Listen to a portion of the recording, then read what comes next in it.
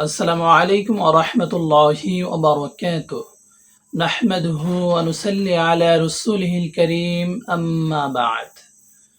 সম্মানীয় দ্বীনী ভাই ও বোনেরা, যে যেখান থেকে আমার এই ভিডিওটি দেখতেছেন, আশা করি সকলেই ভালো আছেন আলহামদুলিল্লাহ। দূরে কিংবা কাছে, দেশে কিংবা প্রবাসে, যে এই মুহূর্তে এই ভিডিওখানা দেখতেছেন, আল্লাহ তাআলা সকলের মনে নেক বাসনাকে কবুল আর মঞ্জুর করে নেন। সকলে বলে আমিন। আজকের আলোচ্য বিষয় বিশেষ তাসবিহগুলো নিয়ে আলোকপাতের প্রয়াস চালাব ইনশাআল্লাহ। কিভাবে আল্লাহ পাকের কাছে আপনি আপনার সমস্ত গুনাহগুলোকে মাফ করাবেন, কোন তাসবিহগুলো দ্বারা আল্লাহকে ডাকলে আল্লাহ রাব্বুল আলামিন সবচাইতে বেশি খুশি হন। আসুন মূল ভিডিও শুরু করা যাক। হাদিসের মধ্যে আল্লাহ রাসূল সাল্লাল্লাহু আলাইহি ওয়াসাল্লাম বিশেষ করে 4টি তাসবিহর ব্যাপারে উল্লেখ করেছেন, যে 4টি তাসবিহ এতই মূল্যবান, এতই গুরুত্বপূর্ণ, যে তাসবিহগুলোই ডেকে ডেকে আল্লাহর কাছে আপনার ক্ষমা প্রার্থনা করবে। সুবহানাল্লাহ। সেই মূল্যবান তাসবিহ দ্বারা যদি আপনি আল্লাহকে ডাকেন, আল্লাহ রাব্বুল আলামিন খুশি হয়ে যাবেন।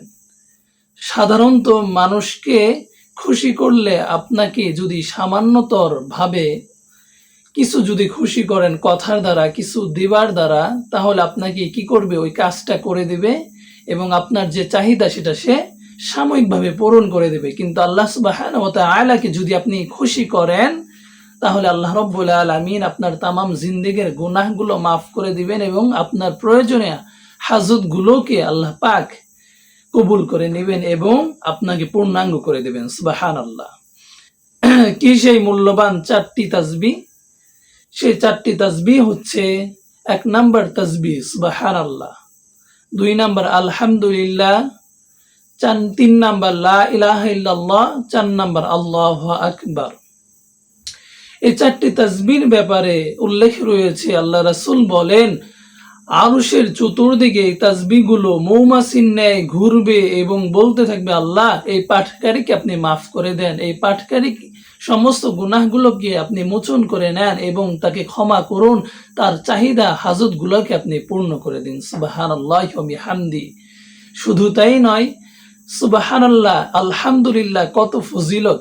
হাদিসের মধ্যে আসছে, তামলাউল মিজান, আল্লাহ রাব্বুল আলামিন মিজানের নেকি পাল্লা কে পরিপূর্ণ করে দিবেন, নেক আমল দিয়ে পরিপূর্ণ করে দিবেন। শুধু তাই নয়, আও তামলাউ, আল্লাহ পাক আরো পূর্ণ করবেন মা বাইনা সামাওয়াতি ওয়াল আরদ, আসমান এবং জমিনের মধ্যবর্তী যত ফাঁকা স্থান রয়েছে, সমস্ত ফাঁকা স্থানগুলোকে আল্লাহ সুবহানাহু ওয়া তাআলা নেক আমল দ্বারা পরিপূর্ণ করে দিবেন। সুবহানাল্লাহি ওয়া বিহামদি। আসুন আমরা দেরি না করে এই মূল্যবান তাসবিহগুলো দ্বারা আল্লাহকে ডাকি। সুবহানাল্লাহ, আল্লাহ পবিত্র, আল্লাহু আকবার, আল্লাহ কত মহান, কত বড়।